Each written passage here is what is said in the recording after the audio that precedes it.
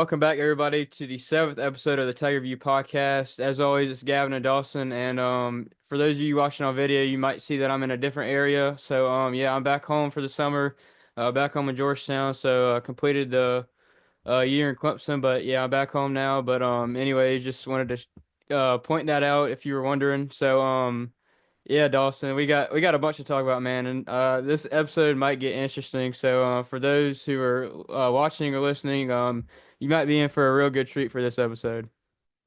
Yeah, definitely, especially with whatever we just watched a couple of hours ago. So Yeah, so as always, I'm gonna break down the schedule for this episode. So first, we're gonna jump right into the baseball series, and then we're gonna go into a little bit of softball news there that we got this week, and then some other big news out of the football program. I'll kind of wait till we get to that, and then I'm kind of gonna jump back into baseball besides performance wise and talk about more of DKS stuff. And then Dawson is also going to kind of touch on the NBA playoffs. So as Clemson keeps their schedule keeps getting smaller and smaller, Dawson and I is gonna kind of add in some other things going on in the sports world. And then I'm gonna kind of briefly touch on the Braves as well, and then the week schedule for Clemson this coming up week. So yeah, let's get right into it. So the baseball series, yeah, I mean this is Clemson's second straight series loss. Just kind of recapping the scores out of Tallahassee from this past weekend. 6-5 loss in 11 innings. That tough game one, and then Tigers ended up winning game two and 6-3. Having to finish that game up earlier today, and then just what we witnessed here not too long ago, 20-9 loss in 8 innings. By the way, of the mercy rule. So yeah, let's go into it, Dawson. Just what are your thoughts? And yeah, just see what you got to say. yeah, I guess I'll start on Friday's game. It was kind of tough to keep up with. I'm working and I'm kind of watching it on my phone, but the biggest takeaway for me is we couldn't finish the game. I mean, that was the biggest thing is, we had a 4-2 lead going into the ninth inning and we just couldn't close it out. Simple as that. It's the thing that we've been struggling, and also, not to mention what have we been struggling with all year that plagued us this entire series is scoring with runners on. I know we had Cam Canarella who hit the Little League home run last night, but outside of that, we still struggled with runners on. Aiden Canuck is able to go 5 and 2 innings. He only gives up 2 earned runs, which is pretty solid, but we got to start hitting. That's getting to be a serious problem, early in the year. And, even I would even say last week, we could dismiss it as maybe an off week or say we're in a bit of a slump. But right now we're seriously struggling. And you've got to wonder how long is that going to follow this team around? And is that not the outlier, but more the identity of this team that they just can't get big hits and they struggle to have that guy this year for them? Is that going to follow us into a regional and probably knock us out of it?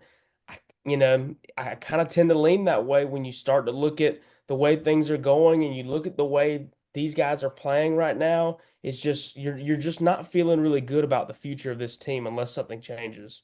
Yeah, I couldn't agree more. I just feel like we're kind of like a broken record player now at this point, just saying how hitting with guys on base, especially in runners in scoring position, just how they haven't been able to get the job done. But still shout out to Cam Canarella with that little league home run, like you said, Dawson. I mean a heck of a hit scoring those runs, and then right there he once he was around the third base, he kind of slips and falls, and I was watching it, and I mean I thought he was about to get tagged out, but luckily he was able to make it home, and yeah, just great hit by Cam, and then also in that extra innings, Dominic Listy with the home run.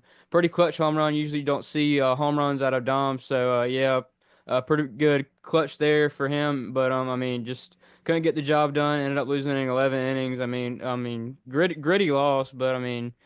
We got to do something, man. We got to get these jobs done because I mean, like you said, you have to only think, will these problems come with us in the postseason? And I mean, if so, like you said, I mean, we could be an early exit in the regional, especially if we host, and that's not something you want to do whenever you're hosting a regional.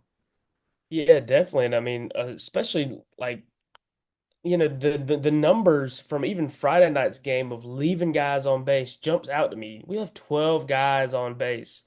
Then when you consider it and you look at I guess you could say last night's game, which continued on to today, you only left 12 guys on.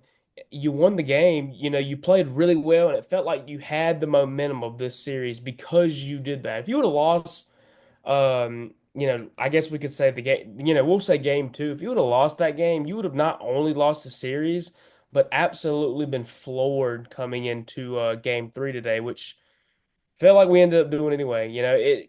With this team, it feels like momentum doesn't even matter. You win a hard fought game two that goes into a Sunday, and then you totally blow it. You get blown out of the water today. You look like that you have no effort out there on the field. It just feels embarrassing that this team doesn't have an identity with as much pieces and as much talent as Eric Bakich has brought in, and that Coach Bellinger, how much work that he's put into this pitching staff. It's totally embarrassing to me that we have all these pieces and all these guys standing around here, and it feels like there's no identity to the team whatsoever. Yeah, man. I will kind of hit on the bright spot though of the game. We were down 10-0 and ended up putting a five spot right there. Trying to think back in the fourth. Ended up putting a five spot back there to break the game down to only a 5 run deficit, and then later on we would cut it down to a 2 run deficit. So I mean, the guys have been showing some fight, but that's probably to do with some help from the Florida State pitching as well. They were walking guys with bases loaded. I mean, they were hitting guys. So I mean, you can't always rely on someone else's pitching staff's mistakes for you to capitalize. You got to capitalize by hitting the ball, hitting with guys in scoring position. Like you got to do jobs without getting kind of like a handheld out to you by another pitching staff. You got to show them that hey, we're Clemson baseball. We're here to play, and we're not here to just get an easy win thanks to your mistakes. But I mean, yeah, man, it's just so much to talk about. I mean, you can go so many ways with this, but I mean, you always have to. I think the key thing besides just hitting with runners in scoring position is the pitching, man. I mean, I know Talon Bell, he got the start today. We haven't seen him start in like a ACC series yet, so this was his first time getting put in that. But I mean, yeah, just kind of a tough little outing for Talon. I know we're always high on him, but I mean, that's what you got to do when you're a young star in the making, and you just got to be put in the fire and see what you can do. I look at Talon Bell starting today the same way that I looked at Chance Fitzgerald starting a couple of weeks ago. Basically meaning that they did start Talon Bell, but they knew in their minds that BJ Bailey was coming in behind them. They weren't putting an expectation on Talon Bell to go 6 innings today against Florida State. And he didn't really pitch, great today, but to me it wasn't so much about him not being, we've seen his, when he's at the top of his ability, when he pitched great against Georgia. This is not like it's a first time for him where it is a Chance Fitzgerald and he struggles, or a Chase Kick who comes out and gets totally blasted, gives up 3 home runs. Obviously we would have wanted to see more for Talon Bell today, but my to my knowledge and to my guess is that he was not they knew he was not going to go long in this game. They're still kind of working him back, and they wanted to just throw him out there first on a game three just to see what we could get out of him. Yeah, another thing I want to point out, we used 9 pitchers today in the game. 9 pitchers is absolutely insane to me, and we also gave up 6 home runs in the game, with three right there, and the eighth that ended up ending the game in run rule fashion. But yeah, we used 9 pitchers today, man. Like that's not a recipe for winning, if you ask me. But I mean, something's got to give, and I mean, I know we have the talent to do it, but just I mean, we got to get somebody in there that's got that grit. Besides, Canuck, and I mean, I know Canuck hasn't been having his best stuff like he usually has, but I mean, we just got to get somebody in there who's got to fire up their alley. And man, it sucks, but it really, I saw it on Twitter, but it really feels like it is true that every reliever that we see at these higher level schools are throwing in the mid to upper 90s. And it feels like Clemson doesn't have anybody that could do that. Especially now that we've moved Drew Titzword to a starter's role, we don't have anybody that can come out of the bullpen and give us heat like that. And I have to, I do see a lot of criticism over Jimmy Bellinger and his inability to coach up these pitchers. And I do want to look at him and say, he does need to perform better, but at the same time, I would also like to say that maybe we just don't have the talent to do that. We don't have, it's not so much as a Jimmy Bellinger's problem, maybe as it is a recruiting issue, where we don't have the money to spend and we don't have the talent in the bullpen to be expecting guys to be pitching 97, 98 mile an hour consistently.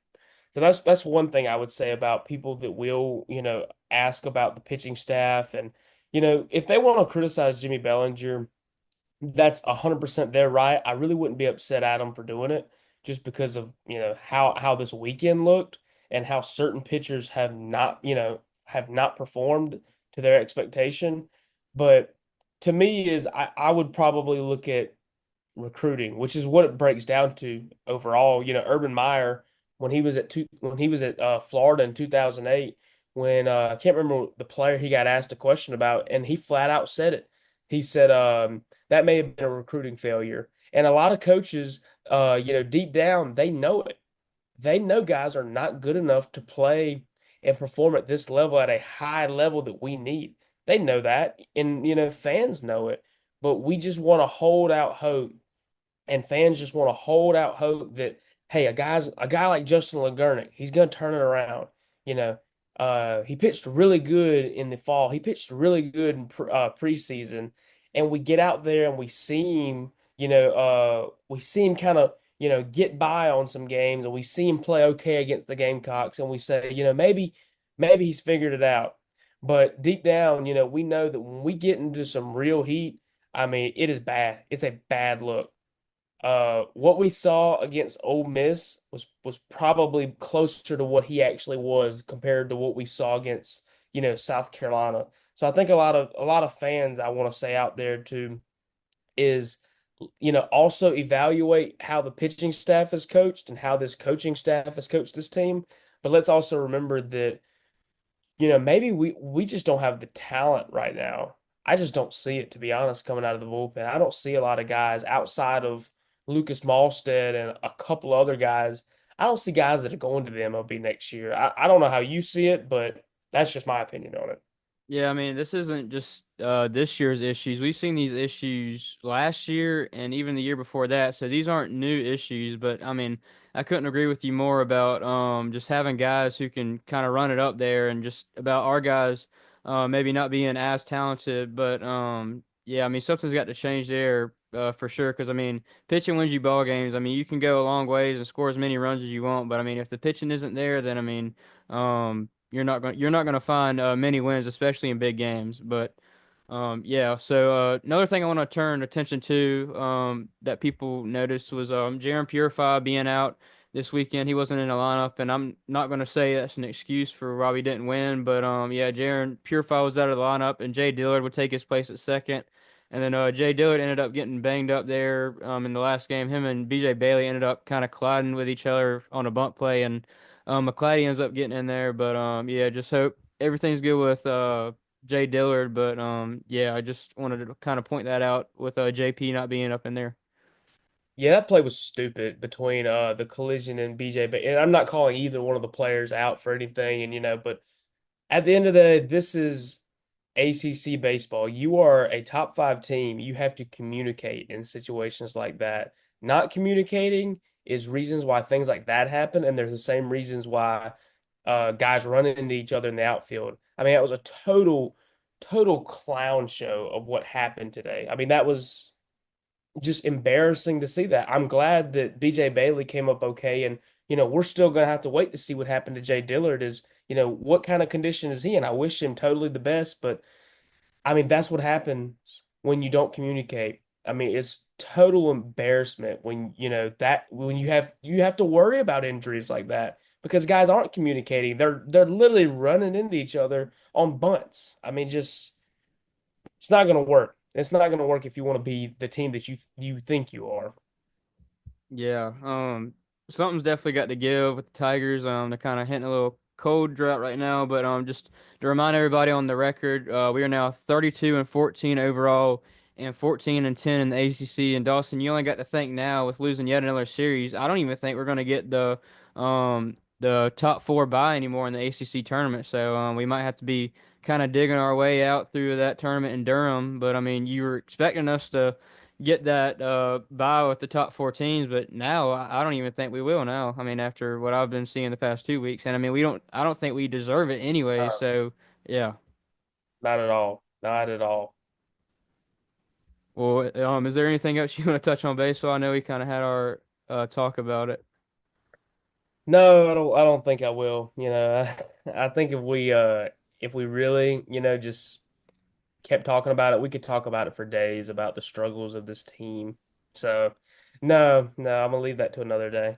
Yeah, we definitely could, but I mean, just know we still love our Clemson baseball, but there's still a little bit of criticism we got to point out. But now shifting gears, I kind of want to talk on some softball news. So they didn't play this week; they already wrapped up their regular season, but they did end up clinching the number two overall seed in the ACC tournament. So they get a first round bye, and they will face the winner of Virginia and Louisville from the first round, and then well, we didn't have any softball games this week. They sure kept us busy on the award side of things. It was either Monday or Tuesday, and award after award after award kept coming out with these girls getting recognized, and I was just on it every time it came out. So just kind of want to highlight those awards from this past week. So freshman Macey Cintron, she was awarded the Softball America Star of the Week, and also the D1 Softball Freshman of the Week. Just goes to show you how talented of a star Macey Cintron already is in her first year as a Tiger. Yeah, definitely, and especially to speak on Brooke McCubbin. You said it that she won the NFCA National Pitcher of the Week, and she was the ACC Pitcher of the Week. Also, congratulations on her. She posted to Facebook about her graduation. It's rare, especially in the college landscape today, to find players like that stick it out where they're from. And now I've been able to turn this team around from the beginning of the year now to being the two seed in the tournament and getting the bye. I think there's a lot of hope for this team, for this softball team in the postseason. And hey, maybe they might outlast baseball. I wouldn't put it past them.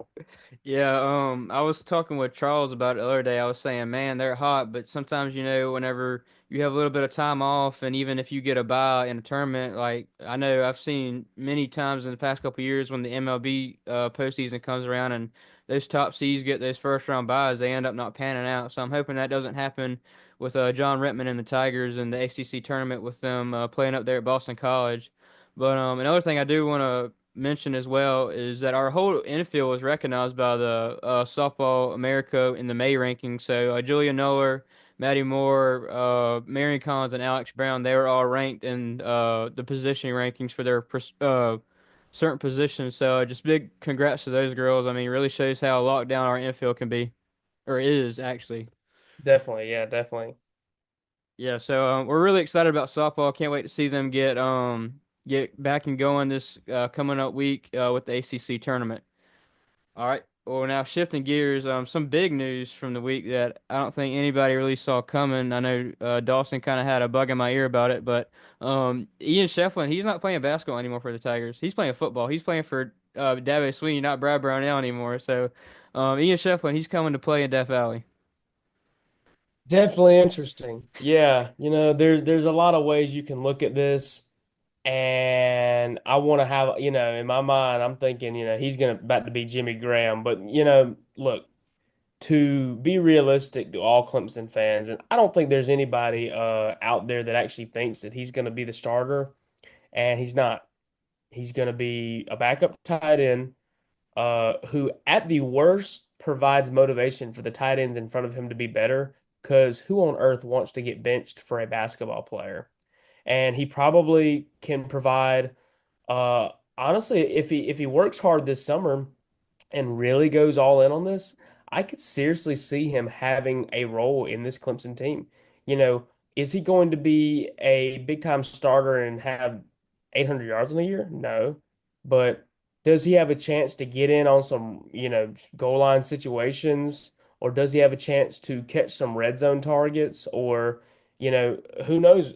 Maybe get in on some blocking downs. That would be really big. I mean, you can't teach 6'8", 240 pounds. And for the other fan that would say, well, why didn't we just go to the portal? This is a dumb move.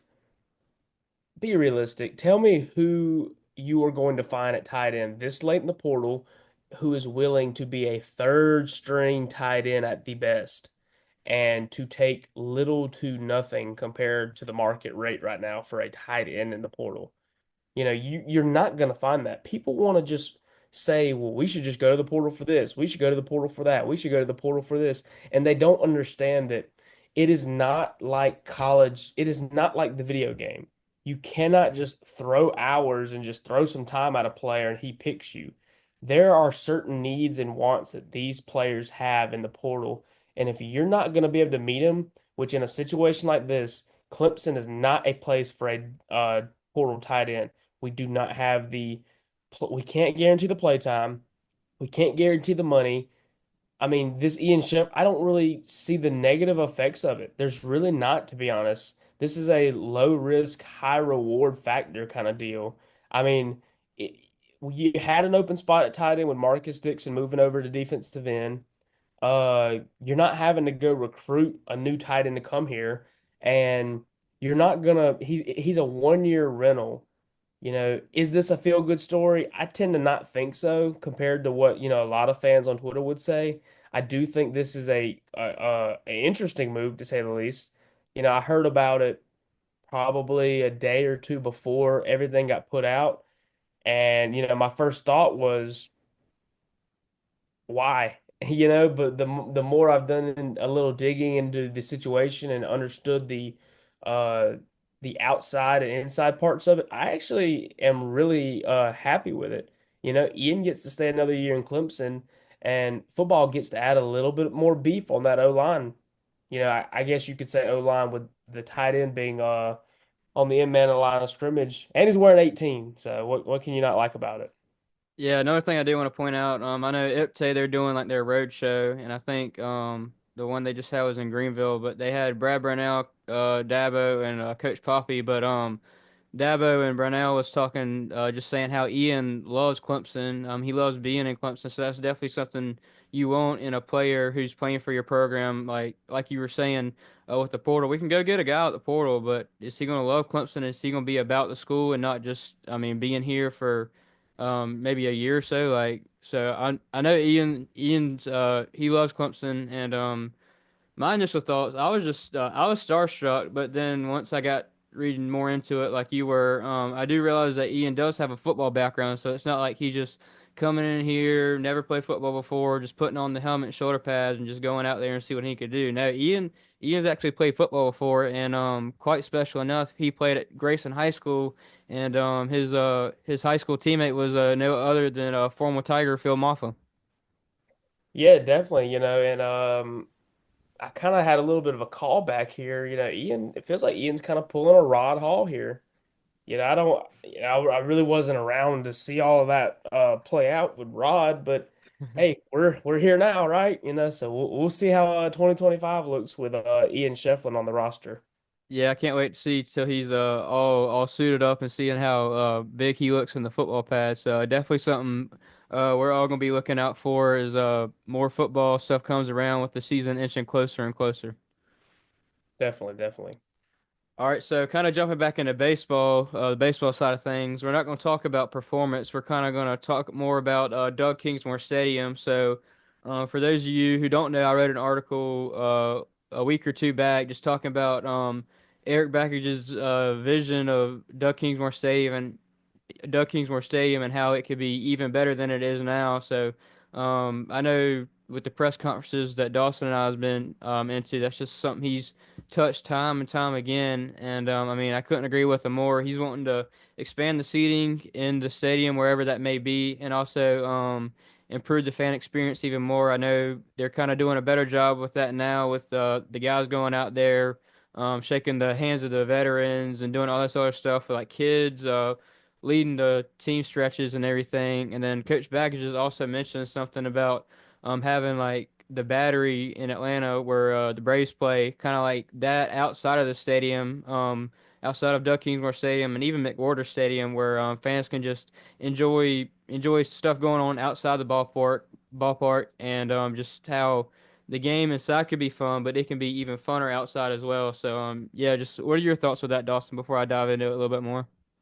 Yeah, I mean, I see his vision, and I really do. I like it, to be honest. I see it. You know, you're wanting to draw in more people, you're wanting to draw in a bigger crowd, you're wanting to draw in excitement, and really at the root of that is you're wanting to draw in more revenue. If you can get more people to start showing up to games, then hey, maybe we won't have to worry about a talent issue because we're then able to go out and get the best players in the country, and we're able to recruit at a high level because hey, we can say that we've got 10,000 fans showing up to these games, and we've got, 7 or 8,000 consistently being here every time we play a game. Um, and, I'm kind of thinking about layout plans of where this stuff would happen. You've got a ton of room out there in right field. Um, you could easily move that indoor hitting facility and the pitching lab that you have out there in right field, and expand beyond that because for people that don't know much about Doug Kingsmore and haven't been there or just haven't paid attention, there is a lot of land out in past right field. They have a little plyo set up. It's like a miniature field. It's all turf, and then they have a huge tailgating area, which where a lot of people that sit in the cheap seats in the Cajun Cafe will tailgate. And they may complain about it, but if you were going to add anywhere, you got room out there. Even before the softball facility and the softball field was built, you definitely had a lot of room to expand. You still got some of that space, but now you do have to kind of be a little careful where you're putting it. But, overall, we are in a really good spot as far as location goes. I know a lot of high level teams that don't have what we have. I just wish we could capitalize on it. But first, to capitalize on it is you got to have seats and butts. You got to have boosters, um, writing checks faster than they can count.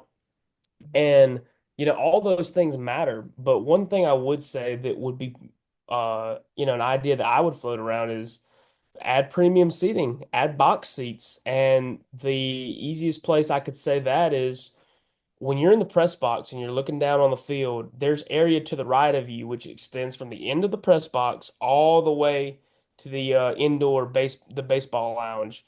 You could remove the area there, which they have a TV camera set up there and a couple other seats, and you could transform that into premium seating, or box seats, whatever you want to do it. And I think that would be a good way to draw in big donors to start coming to games. Because right now, the only area that you have for premium seating is like right behind home plate. There's no air conditioned area for them to sit. Yeah, I couldn't agree more with that. And there's definitely room for them to do that. And also, um, going the other way down like the left field line, I feel like there's room where they could build there, but just make sure they don't block out the Gervais junkies up there that be watching the game. Yeah. But yeah, I feel like they could definitely expand going down the left field line as well. But just to touch back on like the battery type thing you were talking about in right field, outside the stadium, there is plenty of room. And I know I do park there for baseball games, and I know that's also parking for football, and that's also an RV lot. But there's still a bunch of room for them to do stuff while also being able to keep that parking for football and baseball and softball. So definitely just something to watch out for within the next couple of years because Coach Bakich does really have a good vision, and I really feel like it's something that Clemson fans will come to like if it comes to light. And just talking about attendance too, Coach Bakich is saying just how they average about 5,000 a game or so, but like you were saying, Dawson, he wants to get up to that lucky number 10,000, and I really think it's a maintainable goal. So just definitely something you have to look out for within the next couple of years as money becomes bigger thing with college athletics, and like you were saying with these boosters and donors from Clemson. Yeah, I mean, I think if we don't give Eric Bakich what he wants, and everything that he wants, to my opinion, is good for the school. There's nothing that he has on his priority list that's going to put the school in a harmful position. Everything that he wants is to improve this school because to him this is home. He coached here under Jack Leggett in 2002, and he wants to make this program great. So I think if we're not going to help him out, you'd hate to say somebody else will. So Yeah, let's hope not. But yeah, so if you're interested more in this topic, make sure you go check out the article I wrote on tigerviewmedia.com. It's still in there over in the baseball section. So if you got a little time to read, make sure you go check that out because it's definitely a good write-up. So now shifting gears away from Clemson stuff, we're going to talk a little bit of NBA playoffs. So I know Dawson's big into NBA. I'm not too big into it. I do keep up with it, but I'm not as big with it. But yeah, Dawson, just kind of lead us there with what's going on in the NBA playoffs. Yeah, I'm going to start off with game of the night. Um, if game of the night, Sunday night, the Houston Rockets are playing Golden State Warriors in Game 7. The Curry-led Golden State Warriors team has choked a 3-1 lead. Very familiar callbacks to what they did in 2016 against LeBron and the Cavaliers, and they're playing Houston. Golden State previously in previous years, and even in the James, really big in the James Harden eras, they really had the Rockets number. They were always able to beat them. They were always able to eliminate them. But Fred Van Vliet, point guard for the Rockets, said that fans they shouldn't be thinking about that. This is a totally different team. This is a different Rockets team.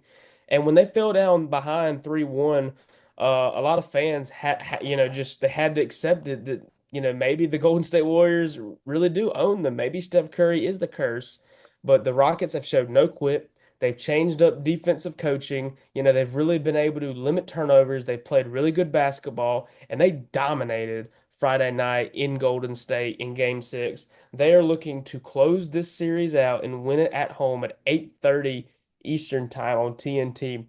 So I know we won't get this episode out by the time that game starts, but that is a big game for me to watch. I also want to say that the Pacers and Cavaliers are playing right now in the first game of the second round.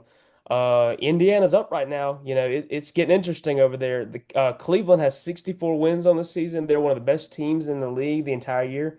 They pretty much dominated throughout the first round, but I think this could be an interesting series. Indiana is a scary team. They got Pascal Siakam. He's playing really well for them right now. At halftime, he's got 13 points. Teams like that are dangerous.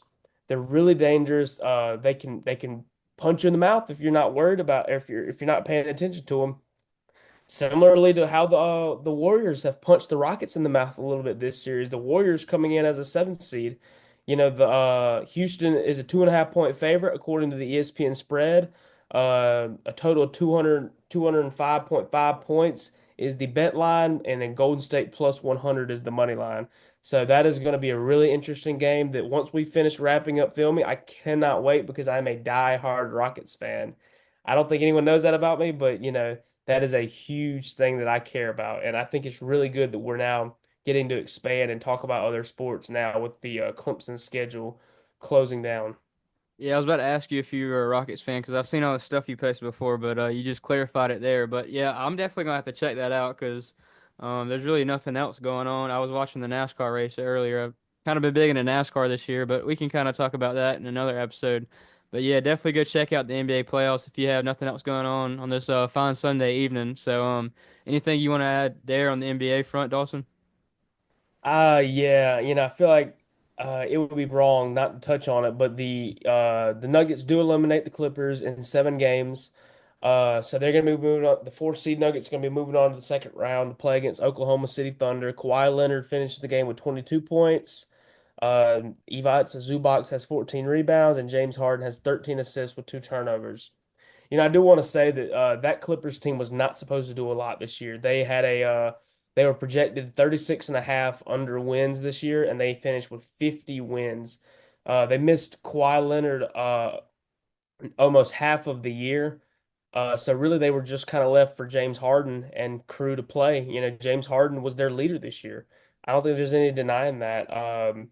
He's 35 years old and he really carried this team this entire year. Um, there's really no way else you can look at it besides that they just ran out of gas coming down the late part of the year. Um, Game 6, they played really well all night. James Harden especially played 47 minutes at 36. I was watching the game and it really felt like he played 48. I couldn't find the 1 minute he missed, but you know, hats off to them. They exceeded expectations, but the Nuggets will be moving on. They're going to be facing Oklahoma City. My official prediction for that is Oklahoma City wins in six. So you heard it first right here. Gotcha. Yeah. So, yeah, I'm definitely gonna have to check that out. I definitely love watching some postseason sports. So, because it always gets pretty feisty. But yeah, definitely check that out. If you ain't got anything going on, but kind of shifting gears, I want to talk on the Braves. I know we might have a little Braves fans on that be listening to us. So, I kind of want to touch on that. So the Braves are coming off a road trip. They ended up going to Arizona to play the Diamondbacks, and then went over to Colorado to play the Rockies, and in that road trip they went 4-2, and you kind of had to think that the Braves were kind of turning it around. They were one game within coming at 500, but then the road trip ended, and they had to go back home to Truist to play no one other than the defending World Series champion Los Angeles Dodgers. So that's kind of been a tough series for the Braves. I mean, you kind of thought it was going to happen. But yeah, they played tonight on ESPN Sunday Night Baseball. So they ended up losing the series last night. Shohei Ohtani went off. Freddie Freeman, I mean, he's always gonna hit good in a Braves ballpark. I hate to see him playing for the Dodgers, but that's just the way things roll. But yeah, the Braves play tonight on ESPN Sunday Night Baseball. It'll probably be going on after the podcast has been released. So yeah, make sure you're also checking out some MLB stuff. And if you are interested in the Braves, we also have a sister site. It's called Braves Chop Report. So it's just like Tiger View Media, except it's solely on the Braves. So we're always going to be giving you the best news from there with game recaps, previews, and other stories coming from the Braves. So make sure you go check us out at braveschopreport.com and also on social media as well. Yeah, and one thing that I want to touch on the Braves is, they started out really bad this year, but they've kind of clawed back a little bit. They're still 7 games back from the Mets, and they're 4 games under 500 right now. But to me is that I think this team has certain pieces that it needs to, claw its way into a postseason appearance. Do I think they're good enough to, go deep this year? I don't, to be honest, but I do think they have the ability to get into the playoffs, and that is really important because hey, when you get in, there's no telling what could happen. Think the 2019 Nationals, a team that was left for dead closing in on the All-Star break who turned themselves into a World Series champion.